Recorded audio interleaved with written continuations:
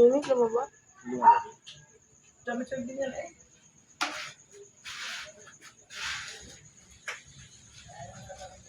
Ay, ang ganda ah.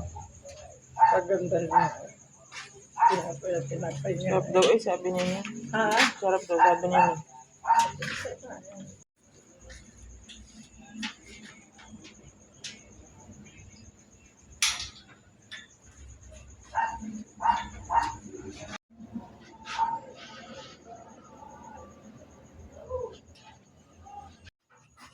Ano pang gagawa?